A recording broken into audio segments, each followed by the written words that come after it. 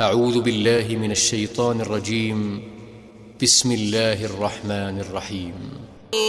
ربما يود الذين كفروا لو كانوا مسلمين ذرهم يأكلوا ويتمتعوا ويلههم الأمل فسوف يعلمون. وما أهلكنا من قرية إلا ولها كتاب معلوم ما تسبق من أمة أجلها وما يستأخرون. وقالوا يا أيها الذي نزل عليه الذكر إنك لمجنون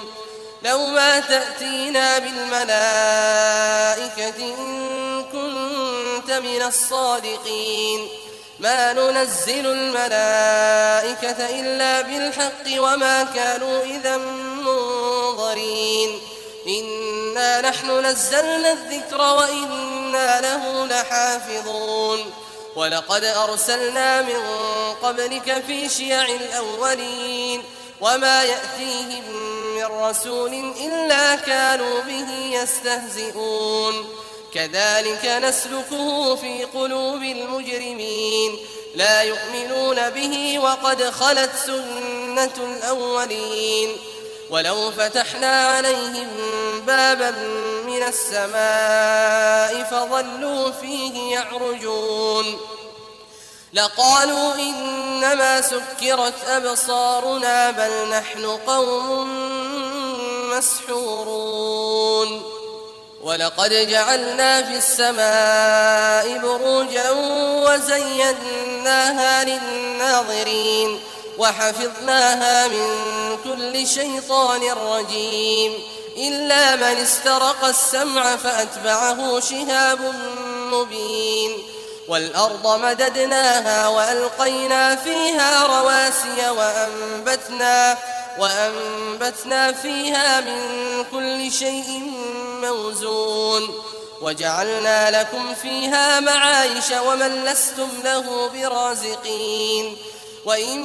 من شيء إلا عندنا خزائنه وما ننزله إلا بقدر معلوم.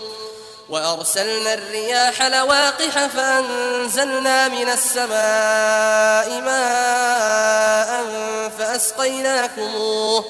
فأسقيناكموه وما أنتم له بخازنين. وإنا لنحن نحيي ونميت ونحن الوارثون. ولقد علمنا المستقدمين منكم ولقد علمنا المستأخرين وإن ربك هو يحشرهم إنه حكيم عليم. ولقد خلقنا الإنسان من صلصال من حمأ مسنون والجان خلقناه من قبل من نار السموم. وإذ قال ربك للملائكة إني خالق بشرا من صلصال من حمأ مسنون فإذا سويته ونفخت فيه من روحي فقعوا له ساجدين فسجد الملائكة كلهم أجمعون إلا إبليس أبى أن يكون مع الساجدين. قال يا إبليس ما لك ألا تكون مع الساجدين؟ قال لم أكن لأسجد لبشر خلقته من صلصال من حمأ مسنون. قال فاخرج منها فإنك رجيم وإن عليك اللعنة إلى يوم الدين. قال رب فأنظرني إلى يوم يبعثون. قال فإنك من المنظرين إلى يوم الوقت المعلوم. قال رب بما أغويتني لأزينن لهم في الأرض ولأغوينهم أجمعين إلا عبادك منهم المخلصين. قال هذا صراط علي مستقيم إن عبادي ليس لك عليهم سلطان إلا من اتبعك من الغاوين. وإن جهنم لموعدهم أجمعين لها 7 أبواب لكل باب جزء مقسوم إن المتقين في جنات وعيون ادخلوها بسلام آمنين ونزعنا ما في صدورهم من غل إخوانا على سرر متقابلين لا يمسهم فيها نصب وما هم منها بمخرجين نبئ عبادي أني أنا الغفور الرحيم وأن عذابي هو العذاب الأليم ونبئهم عن ضيف إبراهيم إذ دخلوا عليه فقالوا سلاما قال إنا منكم وجلون قالوا لا توجل إنا نبشرك بغلام عليم قال أبشرتموني على أن مسني الكبر فبم تبشرون قالوا بشرناك بالحق فلا تكن من القانطين قال ومن يقنط من رحمة ربه إلا الضالون قال فما خطبكم أيها المرسلون قالوا إنا أرسلنا إلى قوم مجرمين إلا آل لوط إنا لمنجوهم أجمعين إلا امرأته قدرنا إنها لمن الغابرين فلما جاء آل لوط المرسلون قال إنكم قوم منكرون قالوا بل جئناك بما كانوا فيه يمترون وأتيناك بالحق وإنا لصادقون فأسر بأهلك بقطع من الليل واتبع أدبارهم ولا يلتفت منكم أحد وامضوا حيث تؤمرون وقضينا إليه ذلك الأمر أن دابر هؤلاء مقطوع مصبحين وجاء أهل المدينة يستبشرون قال إن هؤلاء ضيفي فلا تفضحون واتقوا الله ولا تخزون قالوا أولم ننهك عن العالمين قال هؤلاء بناتي إن كنتم فاعلين لعمرك إنهم لفي سكرتهم يعمهون فأخذتهم الصيحة مشرقين فجعلنا عاليها سافلها وأمطرنا عليهم حجارة من سجيل إن في ذلك لآيات للمتوسمين وإنها لبسبيل مقيم إن في ذلك لآية للمؤمنين وإن كان أصحاب الأيكة لظالمين فانتقمنا منهم وإنهما لبإمام مبين ولقد كذب أصحاب الحجر المرسلين وآتيناهم آياتنا فكانوا عنها معرضين وكانوا ينحتون من الجبال بيوتا آمنين فأخذتهم الصيحة مصبحين فما أغنى عنهم ما كانوا يكسبون وما خلقنا السماوات والأرض وما بينهما إلا بالحق وإن الساعة لآتية فاصفح الصفح الجميل إن ربك هو الخلاق العليم ولقد آتيناك 7 من المثاني والقرآن العظيم لا تمدن عينيك إلى ما متعنا به أزواجا منهم ولا تحزن عليهم واخفض جناحك للمؤمنين وقل إني أنا النذير المبين كما أنزلنا على المقتسمين الذين جعلوا القرآن عضين فوربك لنسألنهم أجمعين عما كانوا يعملون فاصدع بما تؤمر وأعرض عن المشركين إنا كفيناك المستهزئين الذين يجعلون مع الله إلها آخر فسوف يعلمون ولقد نعلم أنك يضيق صدرك بما يقولون فسبح بحمد ربك وكن من الساجدين واعبد ربك حتى يأتيك اليقين. بسم الله الرحمن الرحيم. أتى أمر الله فلا تستعجلوه سبحانه وتعالى عما يشركون. ينزل الملائكة بالروح من أمره على من يشاء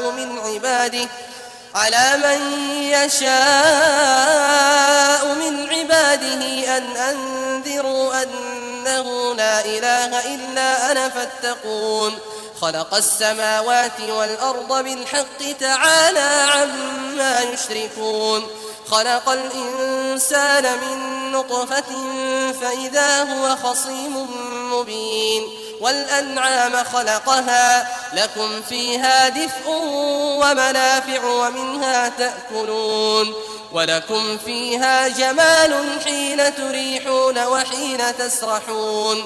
وتحمل أثقالكم إلى بلد لم تكونوا بالغيه إلا بشق الأنفس إن ربكم لرؤوف رحيم. والخيل والبغال والحمير لتركبوها وزينة ويخلق ما لا تعلمون. وعلى الله قصد السبيل ومنها جائر ولو شاء لهداكم أجمعين. هو الذي أنزل من السماء ماء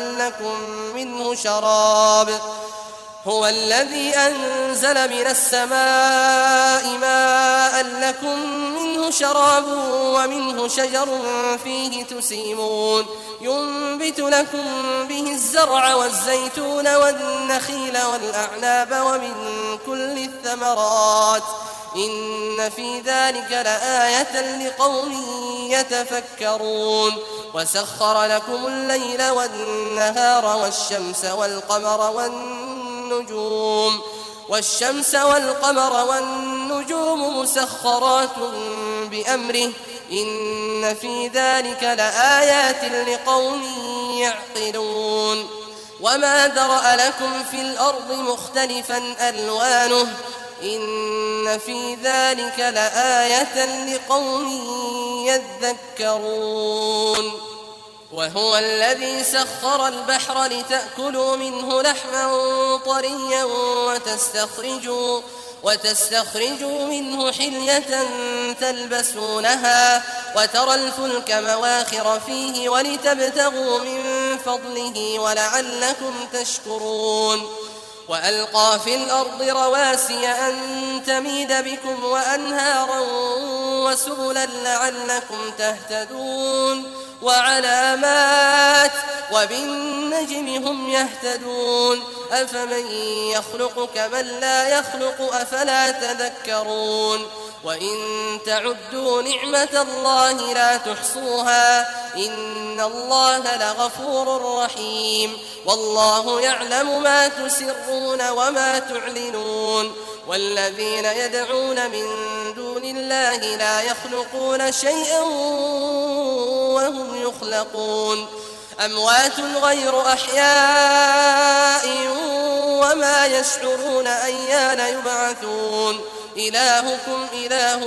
واحد فالذين لا يؤمنون بالآخرة قلوبهم منكرة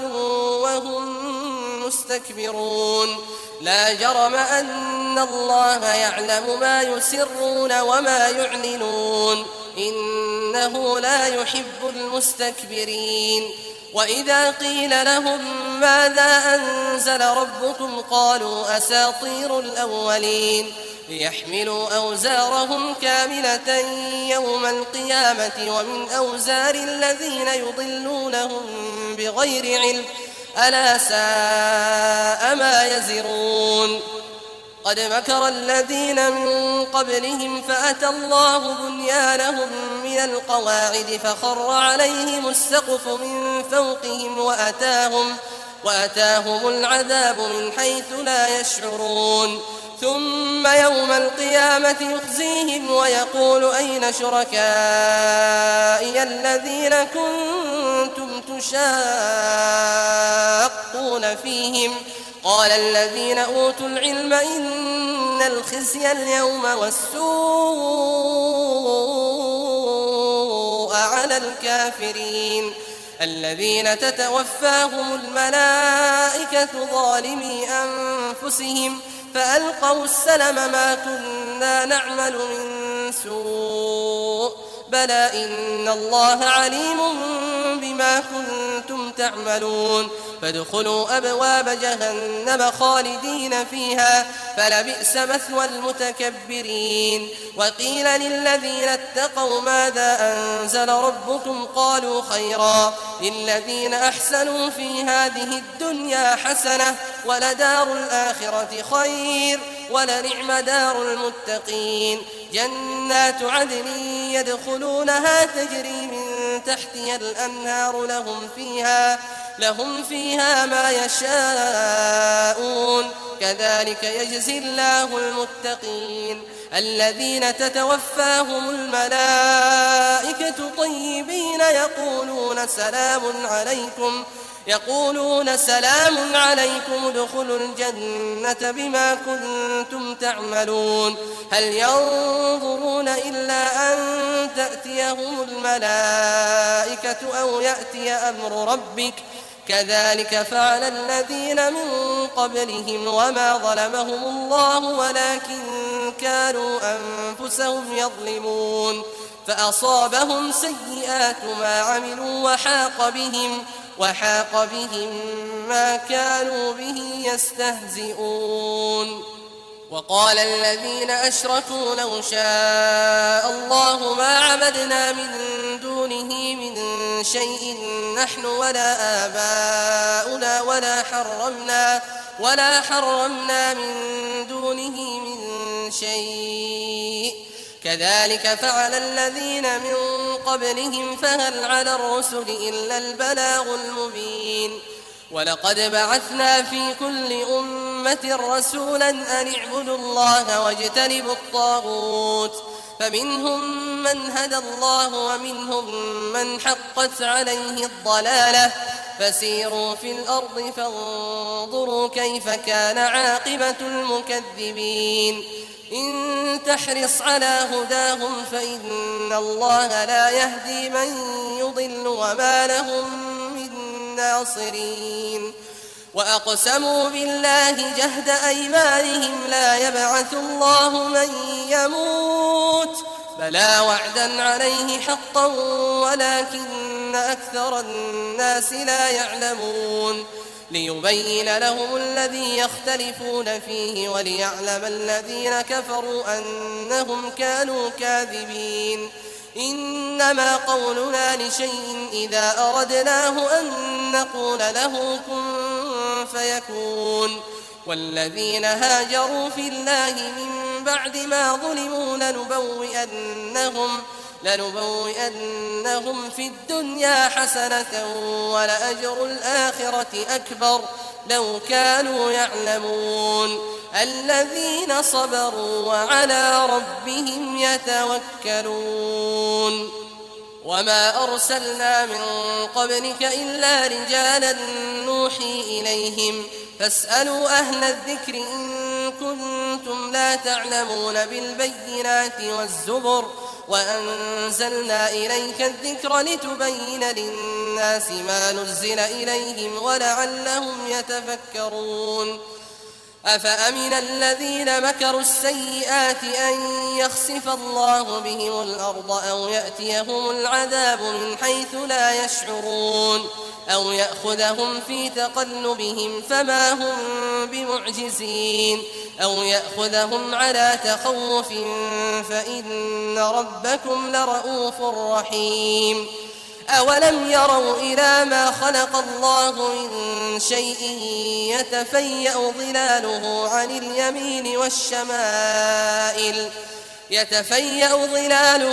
اليمين والشمائل سجدا لله وهم داخرون ولله يسجد ما في السماوات وما في الأرض من دابة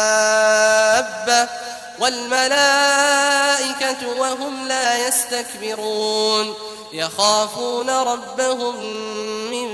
فوقهم ويفعلون ما يؤمرون وقال الله لا تتخذوا إلهين اثنين إنما هو إله واحد فإياي فارهبون وله ما في السماوات والأرض وله الدين واصبا أفغير الله تتقون وما بكم من نعمة فمن الله ثم إذا مسكم الضر فإليه تجأرون ثم إذا كشف الضر عنكم إذا فريق منكم بربهم يشركون ليكفروا بما آتيناهم فتمتعوا فسوف تعلمون ويجعلون لما لا يعلمون نصيبا مما رزقناهم تالله لتسألن عما كنتم تفترون ويجعلون لله البنات سبحانه ولهم ما يشتهون وإذا بشر أحدهم بالأنثى ظل وجهه مسودا وهو كظيم يتوارى من القوم من سوء ما بشر به أيمسكه على هون أم يدسه في التراب ألا ساء ما يحكمون للذين لا يؤمنون بالآخرة مثل السوء ولله المثل الأعلى وهو العزيز الحكيم ولو يؤاخذ الله الناس بظلمهم ما ترك عليها من دابة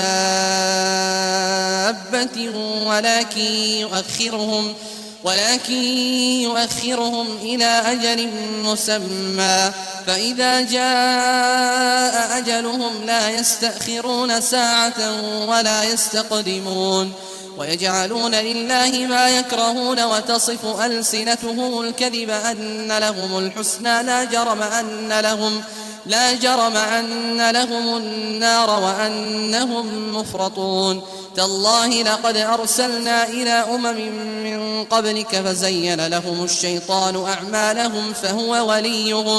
فهو وليهم اليوم ولهم عذاب أليم وما أنزلنا عليك الكتاب إلا لتبين لهم الذي اختلفوا فيه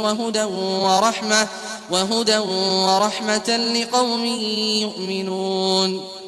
والله أنزل من السماء ماء فأحيا به الأرض بعد موتها إن في ذلك لآية لقوم يسمعون وإن لكم في الأنعام لعبرة نسقيكم مما في بطونه من بين فرث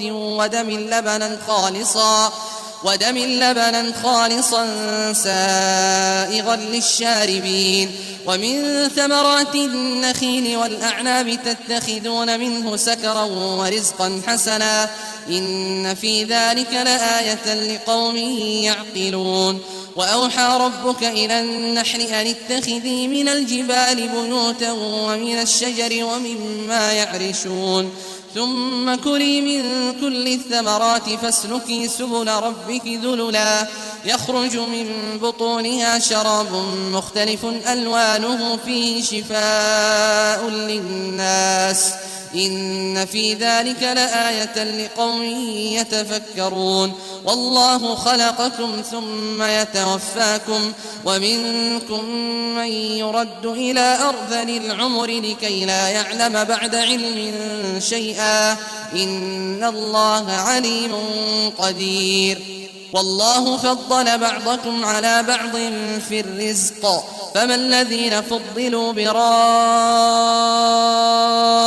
رزقهم على ما ملكت أيمانهم فهم فيه سواء أفبنعمة الله يجحدون والله جعل لكم من أنفسكم أزواجا وجعل لكم من أزواجكم بنين وحفدة ورزقكم من الطيبات أفبالباطل يؤمنون وبنعمة الله هم يكفرون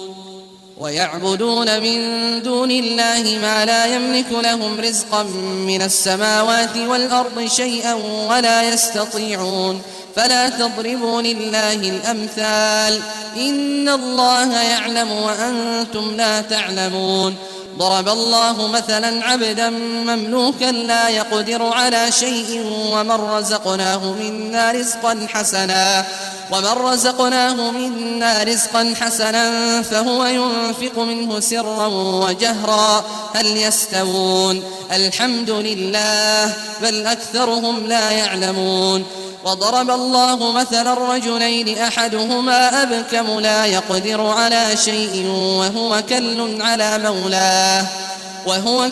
على مولاه أينما يوجهه لا يأتي بخير هل يستوي هو ومن يأمر بالعدل وهو على صراط مستقيم ولله غيب السماوات والأرض وما أمر الساعة إلا كلمح البصر أو هو أقرب إن الله على كل شيء قدير والله أخرجكم من بطون أمهاتكم لا تعلمون شيئا وجعل لكم السمع والأبصار والأفئدة لعلكم تشكرون ألم يروا إلى الطير مسخرات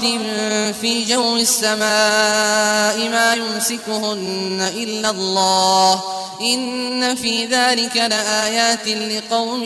يؤمنون والله جعل لكم من بيوتكم سكنا وجعل لكم من جلود الأنعام بيوتا تستخفونها يوم ضعنكم ويوم إقامتكم ومن أصوافها وأوبارها وأشعارها أثاثا ومتاعا إلى حين والله جعل لكم مما خلق ظلالا وجعل لكم من الجبال أكنانا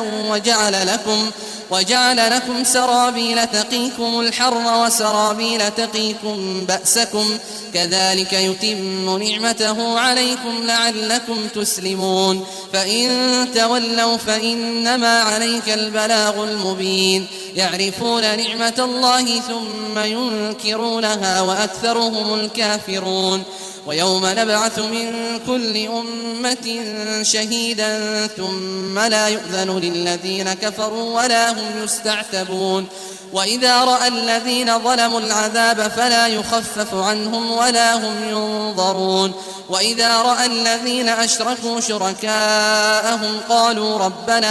قالوا ربنا هؤلاء شركاؤنا الذين كنا ندعو من دونك فألقوا إليهم القول إنكم لكاذبون وألقوا إلى الله يومئذ السلم وضل عنهم ما كانوا يفترون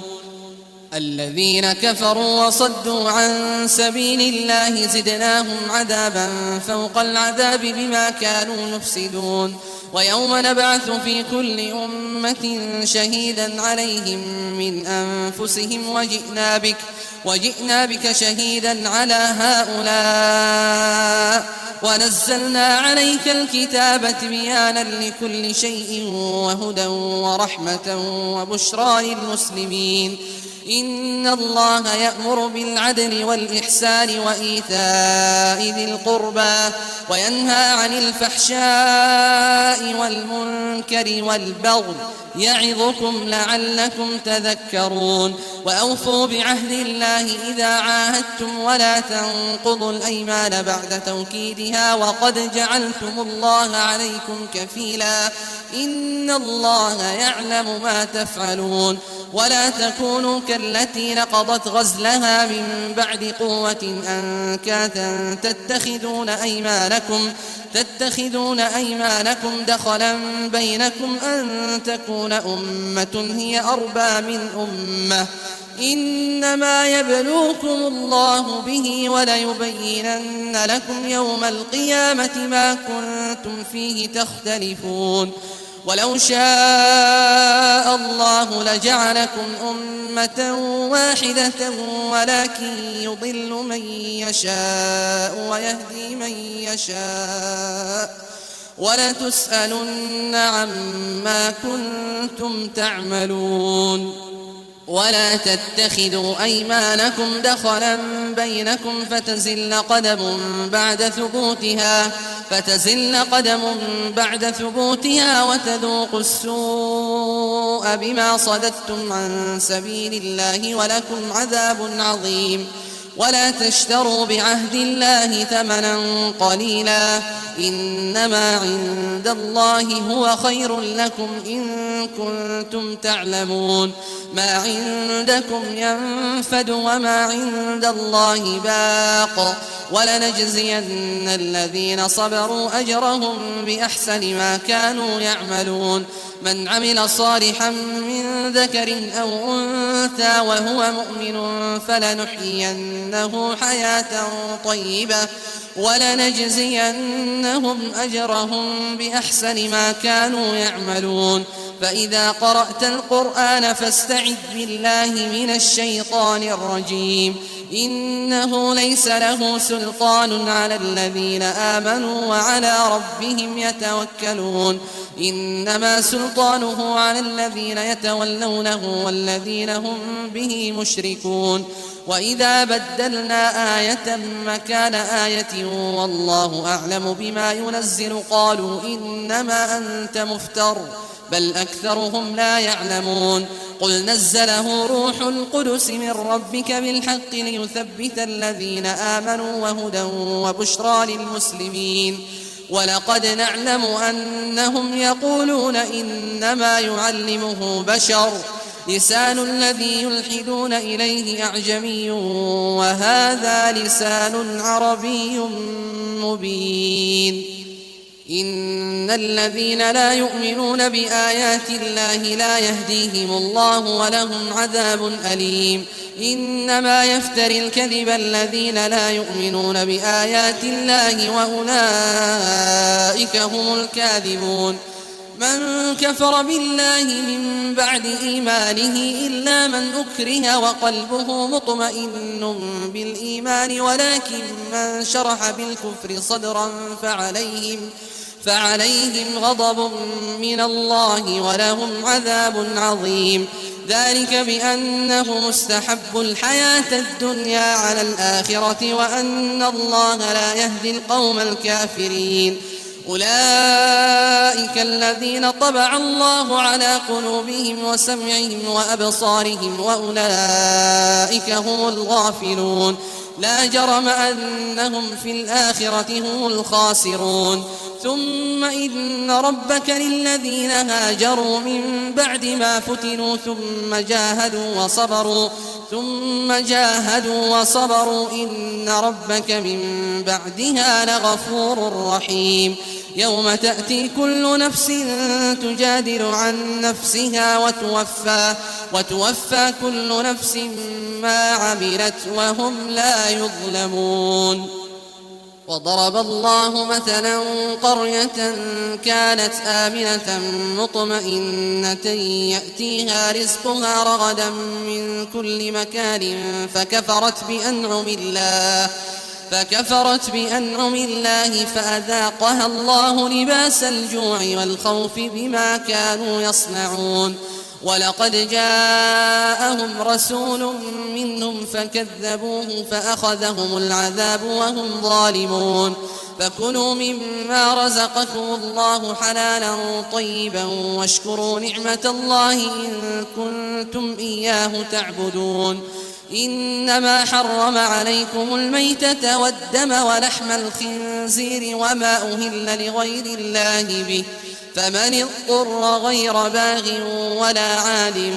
فإن الله غفور رحيم ولا تقولوا لما تصف ألسنتكم الكذب هذا حلال وهذا حرام لتفتروا على الله الكذب إن الذين يفترون على الله الكذب لا يفلحون متاع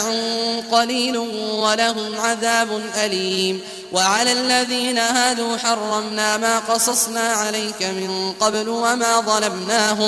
وما ظلمناهم ولكن كانوا أنفسهم يظلمون ثم إن ربك للذين عملوا السوء بجهالة ثم تابوا من بعد ذلك وأصلحوا إن ربك من بعدها لغفور رحيم إن إبراهيم كان أمة قانتا لله حنيفا ولم يك من المشركين شاكرا لأنعمه اجتباه وهداه إلى صراط مستقيم وآتيناه في الدنيا حسنة وإنه في الآخرة لمن الصالحين ثم أوحينا إليك أن اتبع ملة إبراهيم حنيفا وما كان من المشركين إنما جعل السبت على الذين اختلفوا فيه وإن ربك ليحكم بينهم يوم القيامة فيما كانوا فيه يختلفون ادع إلى سبيل ربك بالحكمة والموعظة الحسنة وجادلهم بالتي هي أحسن إن ربك هو أعلم بمن ضل عن سبيله وهو أعلم بالمهتدين وإن عاقبتم فعاقبوا بمثل ما عوقبتم به ولئن صبرتم لهو خير للصابرين واصبر وما صبرك إلا بالله ولا تحزن عليهم ولا تك في ضيق مما يمكرون إن الله مع الذين اتقوا والذين هم محسنون.